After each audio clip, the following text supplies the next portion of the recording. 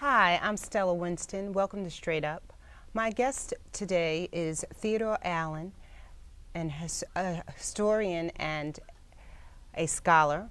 He's written two books entitled The Invention of the White Race, and both of these books represent 30 years of extensive research and exhaustive research. Welcome, Theodore Allen. Well, thank you very much, Mrs. Winston. I'm very happy and honored to be here. May I call you Ted Allen? Ted, yes. Okay, Ted yes, is fine? Okay. fine. Good. You were in Washington this past weekend, so please tell us, what was it like? Yes, it was on Saturday. I was with the largest of three groups. It was the one organized by the National Action Network. So were you there to celebrate the inauguration or to protest the inauguration? I was more on the protest side. Like, we carried signs saying, "Hail to the thief," rather than, as you may have heard. And in the addresses and in the among the speakers, frequent attention was given to the base role that the Supreme Court had played in awarding by selection the presidency to Bush, and particular emphasis was given to the means by which African Americans and Haitians in Florida, as well as in other parts of the country, were disfranchised. Okay. Now, you've resided in Brooklyn for some 40 years, but where are you from originally? I was born in Indiana and lived there until I was 10 years old. After the rest of my time before coming to New York was spent in Appalachia, in Kentucky and West Virginia. Now, you've had a number of occupations. You were a coal miner, a clerk, and a math teacher. How did you become to be a historian? Since I was 4 years old, I've always been interested in the study of history. That interest was whetted as my great uncle, Billy McCune, taught me Marching Through Georgia, the song he had sung in the Civil War as a young soldier in George Thomas's army. Do you remember the song? Oh, yes. How'd it well, go? Parts of it. It's well known.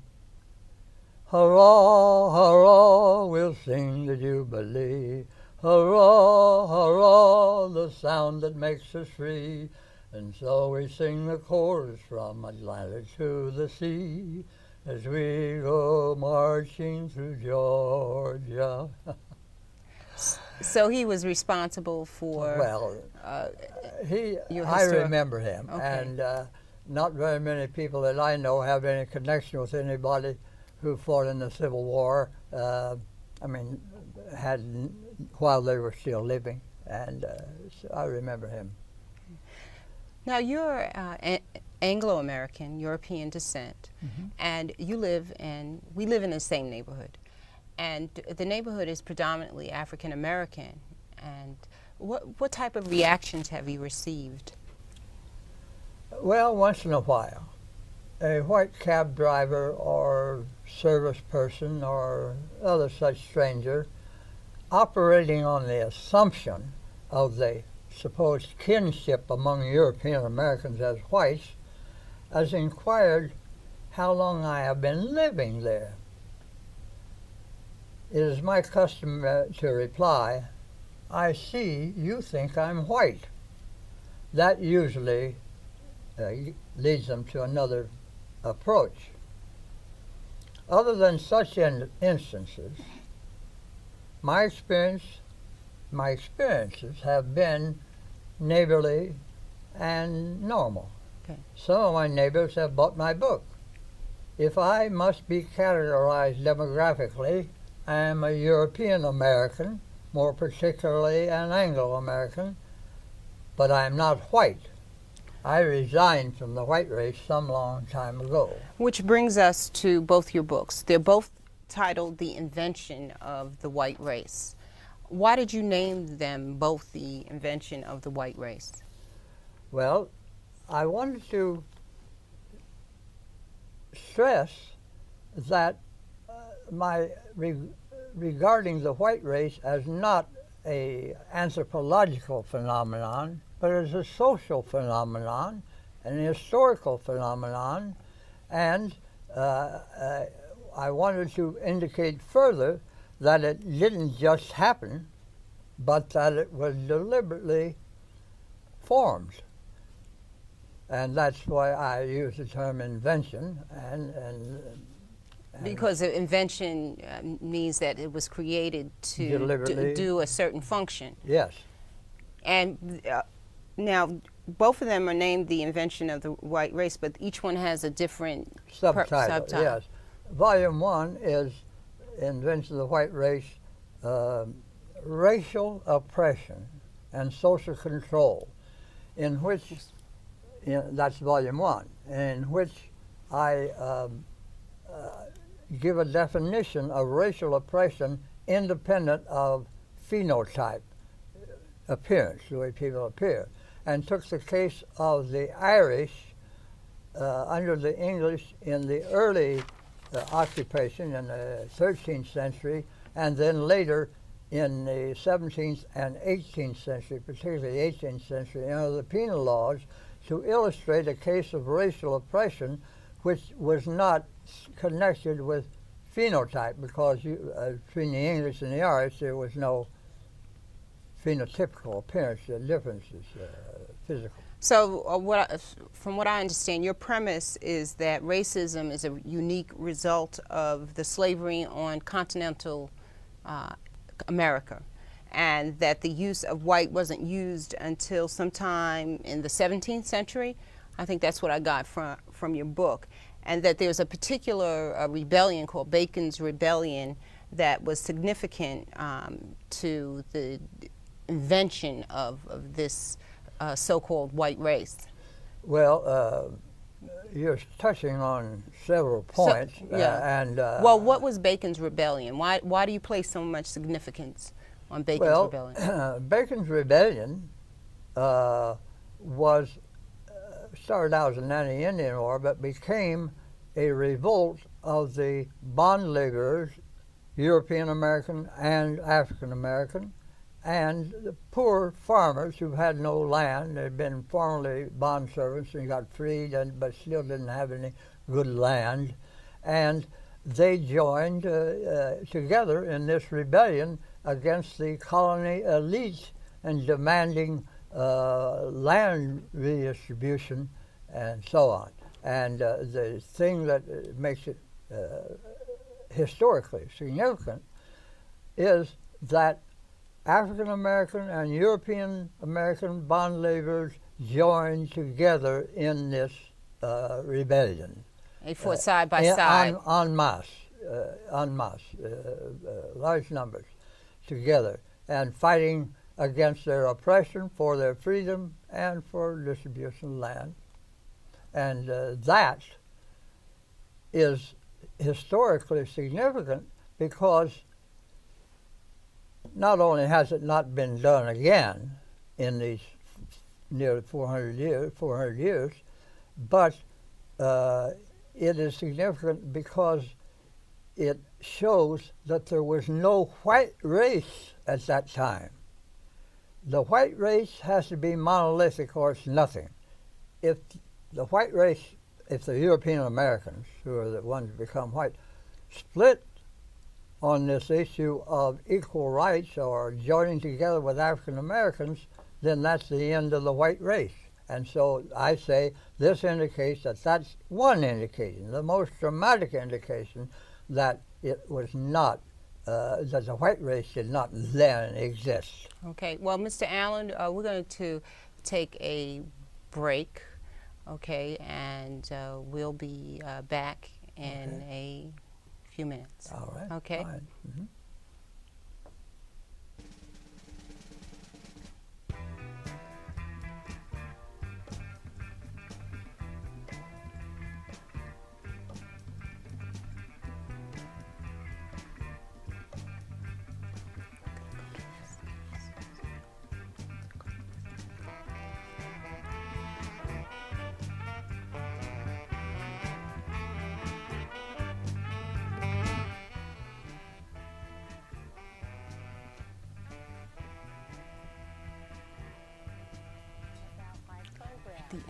My program is Huda Anisa. It comes on every Sunday at 5:30 p.m., Channel 68 Cablevision, Channel 35 Time Warner. Huda Anisa is a program that's dedicated to women in all walks of life, as we are at the forefront of society. I always say behind every successful woman is herself. Sometimes we'll have the supportive counterpart, which means sometimes we'll have men on the program. Again, my name is Bashira Huda. Tune in to Huda Anisa every Sunday evening, 5:30 p.m., Channel 68, Cablevision, Channel 35, Time Warner. Thank you.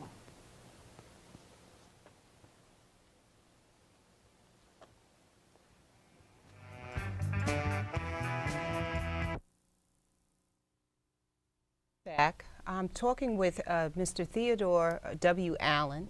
He is a historian and independent scholar, an author, and he has authored two books, both entitled The Invention of the White Race, Volume 1 and Volume 2.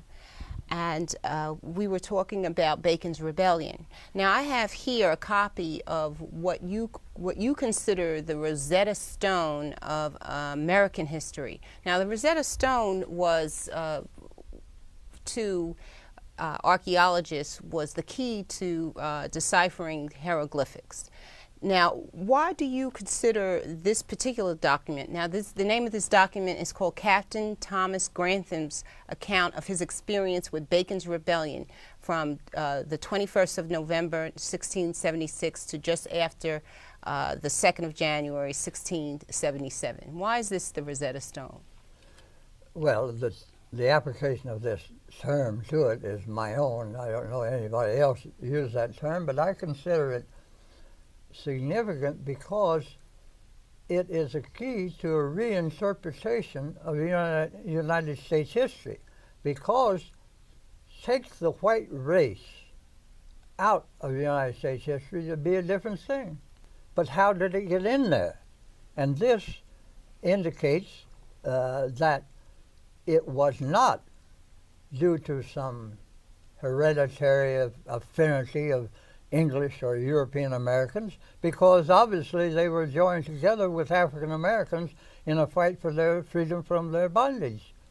And so if that is established, then from then on you have to explain, well, how did the white race come into being, and how has it, what was its purpose? Okay, well, let's just read the key points that you have here, and then we'll go to that question.